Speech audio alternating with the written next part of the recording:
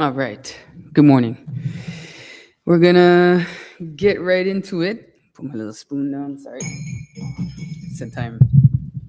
We have a quick stream for you guys today. Mainly because today kicks off the start of the public primary school school leaving ceremonies or graduation, basically. So all of the public elementary schools kick it off today. So today, tomorrow, Thursday, and then next week again, Tuesday, Wednesday, Thursday, we have our students from Group 8 taking the next step and plunging right into high school. So I wish all of them much success as they continue on to their next academic challenge. So we're gonna kick it off. The hot drink, of course, coffee as always, and the hot take. I wanted to take my time with this one today, and that is presence will always overpower performance, particularly when the performance is a masquerade that tries to hide inaction, incompetence, or insecurity. What do I mean by that? So we often look at minute, very insignificant, usually insignificant details when trying to measure someone's commitment to an organization, to a goal, to their country, etc. And we ignore the more critical, important point of their presence. So, usually the people making the most noise about these details are persons who are using what they call bravado to hide their own previous or current inaction, incompetence, and very, very often deep seated insecurity. Feeling these things is okay. I'm not trying to say that it's none of us ever feel that way. What's not okay is projecting them onto others when you know you haven't shown up in your most authentic way or self for anyone or anything. And the reality is that that boils down to that presence will always beat out performance when that performance is meant to hide any of those traits or emotions or characteristics of yourself.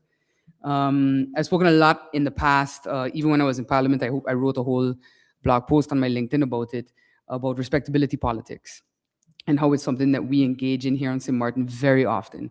And it ties into today's hot take. If all you're concerned about is the performance of good, chances are you lack the ability to be present and actually good. It's a lesson I had to learn over time, from working in corporate to being on boards for NGOs and nonprofits to 4 years in Parliament watching people perform goodness and care for the country on a daily basis on both sides of the aisle. And in reality, they were more concerned about that performance than they were about being present enough to actually be good and to take, the right decisions. For example, events surrounding culture, the arts, sports, whether officially organized, meaning by government or not, many didn't show up to any of those prior to the moment they felt they needed to for an election campaign or a photo op. Some will flat out pretend to give a damn right up to the moment that the camera turns off. And that's performance. And presence at the end of the day is being able to go back and to be good no matter your status or circumstance. And that's the hot take for today. Presence will always beat out performance, especially when that performance is masking inaction, incompetence, and insecurity. With that, I want to go right into the word of the day. Word of the day, as you know, is brought to you by Merriam-Webster Dictionary. Let's get into it. And today's word of the day is gamut. Someone had asked on my YouTube if I could find a way to put the word of the day up on the screen. When we get our fat guys, we'll figure it out. I'm not a content creator, so Rahul, anybody who wants to come and show me how to do that, feel free. But once I figure that out, I'll definitely do that. So put it up on the screen so that you guys can follow along. So gamut, Gamut. A gamut is a range or series of related things. When we say that something runs the gamut, we're saying that it encompasses an entire range of related things. For example, the flea market offerings run the gamut with a wide array of vendors, each offering something unique. Where did it come from? It comes from Middle English, the lowest note in the medieval hexachord system, the system itself. And it's borrowed from medieval Latin from gamma entry 1, uses a symbol for the lowest note in the scale. A fun fact, with the song Do Re Mi, the 1965 musical The Sound of Music, adapted from a 58-stage musical by Rodgers and Hammerstein. If you've not seen The Sound of Music, get into it. Introduced millions of non-musicians to solfege, the singing of the sol-fa syllables, do, re, mi, fa, so, right? To teach the tones of a musical scale. Centuries earlier, however, the do in do, re, mi was known as ut. Indeed, the first note on the scale of Guido d'Arezzo, an 11th century musician and monk who had his own way of applying syllables to musical tones, was ut. He also called the first line of his bass staff gamma, which meant that gamma ut was the term for a note written on the first staff line. In time, it underwent a shortening to gamut. Later, its meaning expanded first to cover all the notes of the Arezzo scale, then to cover all the notes in the range of an instrument, and eventually to cover an entire range of any sort. So something that was a musical term evolved now to mean you run the gamut. So you can run the gamut of the vocal range, but you can also run the gamut of, nonsense that you buy when you go into Target. So that's the word of the day, gamut. And then moving on to the game of the month. Last time on the live stream, I said that I would explain a bit more about Steam because I talk about it a lot when it comes to the game of the month section. So Steam is a platform that was created by Valve Corporation, which itself was co-founded by Gabe Newell and Mike Harrington in 1996. So it was launched in 2002 and has since become one of the most influential digital distribution platforms for video games via the PC and, of course, now their new handheld Steam Deck. Creating an account on Steam is free. You could purchase games across any genre to hold in your library, download when you want to play. And the truth is, most PCs can handle some games. A lot of times people are like, but I don't have Alienware. You don't need it. Who's paying $5,000 unless you are planning to play like professional global level Counter-Strike? You don't. Most PCs can handle any game that you get, Dell or so. Sorry. So very specifically, the difference between what we term as a gaming PC and your actual PC is your processing power and usually your graphics card. The graphics card is, that's the beastie part of it.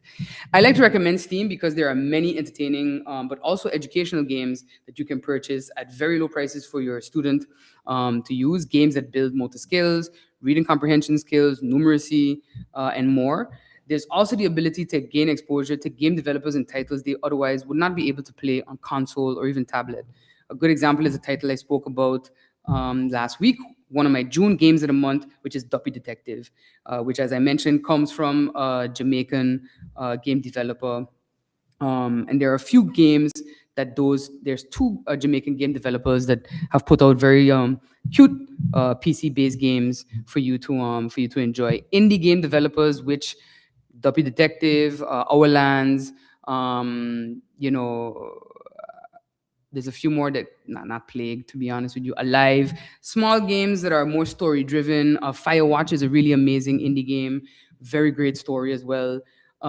They've always turned to Steam to publish their titles, and those are often some of the best story driven and teaching moment heavy games that I've ever played.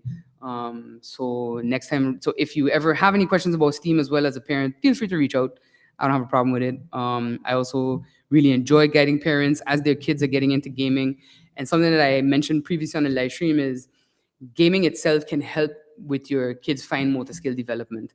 I'm really trying to hunt. Sometimes when you scroll on TikTok, you come across something and you scroll too fast and you lose it. So I came across a creator once that said that the type of gaming that we play now, it does not develop the motor skills that we got from playing Nintendo with the joysticks, having to time your jumps in Mario as a platformer, and knowing that if you drop, you die and you go all the way back to the level. So the connection between your brain, your eyes, and your fingers was a lot, it was better developed back then when that's the type of games that we were playing. So now, Teen Letter. So that's the game of the month. Moving on to some general updates. Once again, short story contest is live. You'll be seeing the graphic assets pop up on our Facebook page and my personal social media as well in the coming week. The theme, of course, is Beats, Bytes, and Bacchanal. The short story contest, as you know, is open to students aged 12 to 14.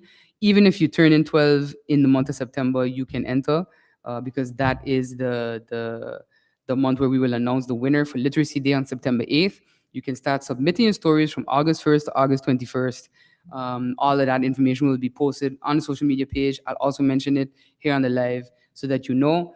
I want to thank our partners again, Antec, Bull Chance, Class Electronics, and RBC Bank for partnering, teaming up with us to offer some great prizes for the winners of this year's 2026 Dame Ruby Butte National Short Story Contest. So I'm really looking forward to how we continue to blend technology with the expression of our culture, in particular when it comes to Carnival, which is what this year's theme, Beats, Bytes, and Bacchanal, always, of course, centers around. Moving on to the trust fund. So this week we have steering committee meetings with the trust fund and steering committee itself, NRPB and the World Bank. You'll notice sites being taken over by their respective contractors. For example, the fencing around Sundial by Winwood Roads. Now that signals the start of the preparation for the demolition and reconstruction of their gym. MPC as well will be getting a new gym out of these trust fund projects. So I'm very excited to see these works begin. Also on our sports facilities, and I'll continue to provide updates. The Charles Leopold Bell School tender was completed. The update we got yesterday was that the financial envelope should be opened by, I think, end of this month or mid-July, and then we'll see if the bid was successful and how we move forward with the construction of that. If you live in mid-region, you know that Sister Marie Lawrence is all systems go, steaming full ahead. So we'll definitely get to see, continue to see the action there. So very excited about that. Happy that these projects after, and it was so funny, sitting down, watching the presentation, that most of these projects could have been kicked off 2022, 2023. And it really, again, speaks to when I talk about presence over performance. You have to show up, you have to be present, and you have to make sure that you do your follow-ups, because otherwise you're just performing, that your role. Parliament, I don't have any pending meetings for Parliament. At least I don't think so. Not me personally, but we do have the budget, which has Budget 2026, which was sent to Parliament last week. So I think in the coming week or so, we should see at least the schedule for the handling of that budget. Of course, Budget 2026 is late. It's been our history as a country that every budget is late. I think I told somebody once, my dad, I really have to ask me if he was joking, but he said in the Netherlands Antilles days, they once passed about 3 budgets in one night. I have to check that for accuracy, so don't quote me on that. But hopefully we see the handling of the budget start, and then of course Budget 2027 to start in Q3 or Q4 of this year with the handling of that. And moving on to sports, if you're a basketball fan, then this entire final season, and this shout out is for you. Congratulations to all New York Knicks fans. I have to say that my cousins in New York, everybody's been losing their mind. I enjoyed every minute of their run to the finals. Wemby, your days are numbered.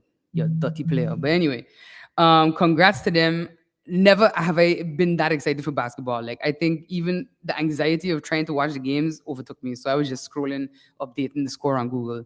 I also want to give congratulations as well to the people of Curacao, to my cousins from Curacao, my aunt in Curacao, to everybody on a bold and heroic first showing in the World Cup. It's no small feat going up against a 4-time World Cup champion powerhouse like Germany. And scoring a goal. And I want to put that goal into context, because people were like, oh, 7-1, they get a butt kick, blah, blah, blah. Sure. But on Friday, 12th of June, Canada also scored their first ever World Cup goal, as in like ever. Canada has appeared in the World Cup twice before 2026, and it took their 3rd try on their home turf to score their first set of points in any World Cup match. Now, before the real football nuts and knowledgeable ones come for me, yes, I know that in their 2022 appearance, Canada was credited with a goal, but it was an own goal by Morocco's Naïef Aguerd. So officially, it was recorded as a point, but in terms of goals that you yourself score, that come off of your boot tip, your foot, an actual Canadian player, that happened for the first time on Friday. So in their first ever World Cup appearance, Curacao scored their first ever World Cup goal. And I think that is worth celebrating. I also watched in absolute fascination and horror in 2018 as Germany took 5-time World Cup champion Brazil and wiped the floor, the walls, the shower stall, the toilet bowl, everything with them, 7-1. So again, for our sister island in the kingdom to score against Germany in their first ever World Cup appearance is monumental in its own right. And I'm very excited to see their continued play. Play for Curacao continues versus Ecuador on June 20th at 8 p.m. and then June 25th at 4 p.m. versus Ivory Coast. So I'm looking for where to watch those games this Saturday. So y'all let me know where you're going to be, and maybe I will be there. So again, congrats to Curacao. And for us, we have the multi-purpose court is done. We are putting together a little opening to mark the occasion. Very happy that this court came to fruition. This is, of course, a project that stemmed from the, albeit expired MOU between government, SMMC, and SZV. We still managed to get something nice out of it. So very much looking forward to seeing that continue. And then Flag Day, moving on to culture. So Flag Day was a wonderful experience for me. Both Fridays, pre-celebrations with the schools in the South Watts St. Peter's area, and the Saturday official day itself of celebrations. I want to thank again Mr. Umain Dumoy and Skelet of Calaboom Entertainment, Jean-Marc Agosti of the St. Martin Museum for organizing their community initiatives as they did, from the parade to the flag distribution and the Know Your Flag presentation. I also appreciate the early reach out from both Yume and Skelet to let me know their plans, and their support of my message to the community, which is that culture belongs to all of us, and it is on all of us to make sure that it is highlighted, promoted, and exalted as it should be. And to them for always being ready and willing to step up, and show out for St. Martin. If you were at the museum event, you'll have heard Jean-Marc's lecture, which I've gotten previously as a member of parliament and as Minister of Culture, that a lot of the coat of arms and the flags that we see are incorrectly done. Now, just to clarify, because it was asked at the event, most of these flags at the border, flags in the government building, flags everywhere, are the responsibility of general affairs to ensure that they are the right coat of arms and so forth. So that's something that I hope to be able to work with that ministry. At least for the public schools, we will be making sure, as I promised Jean-Marc, that all of the flags that fly at the public schools are the correct flag with the correct coat of arms, the correct cobalt blue, the correct color red. And all of these are little things that go into making sure that you uphold your pride and your national symbols. So thank you again to all three and everyone in the community for turning out. Thank you as well to the Ruby La Vega School, Sister Magda School, St. Dominic Primary, and Sister Marie Laurence Primary Schools, and Helmick Snyder's Hillside Christian, for warmly welcoming myself, MP Westcott Williams, as President of Parliament, Governor Bailey, MP La Vega, and MP Waver into your schools to commemorate Flag Day with you. Your presence was very much appreciated on Friday. Governor Bailey, as many will know, could not stay long due to his trip to Saba, our other sister island, for the farewell of Governor Jonathan Johnson. And I'd like to wish Governor Johnson much rest as he steps down from his position as governor for Saba, island governor for Saba. And then on Sunday, a bit of neighborhood culture. We had Middle Region Day. Shout out to the biggest, the baddest, the one and only XP Band and DJ Wilson as well for providing entertainment for that day. I arrived a little late because I was watching World Cup football, but the vibes were nice. The food was nice. The snacks and drinks were on point. Shout out to the cheesecake. It was amazing. Thank you again to XP Band, DJ Wilson, the Middle Region Community Council, the Ministry of Justice, and the Ministry of Rami for getting this done. It was a lovely neighborhood block party. I'm already looking forward to 2027 and to seeing more community events like this pop up to bring neighborhoods closer together and really boost that sentiment of, we are a village and we need to operate and move as one. And then that's pretty much the updates I had. As I said, it's quick because I got to run now to Ruby La Vega Primary School for their school leaving. Ruby La Vega? Yes. And lastly, it's hurricane season, as you know. Further to that, though, as I mentioned, Met Office has been sending out heat warnings. Be sure to stay hydrated, put on sunscreen, no matter the amount of melanin in your skin. Have your go bag for hurricane season ready. Always double check your non-perishables, that you have 2 weeks access to bottled water. Don't spend time in the sun if you don't have to in this incredible heat. But just overall, prepare yourself. We're in the early days of the hurricane season, but as you know, we get closer to July, August, and yours truly, birthday, it's going to start picking up. So with that, I want to thank everybody for tuning in. Sorry it was so quick. Definitely will make it a bit longer next week as I rush out to this, but wishing everybody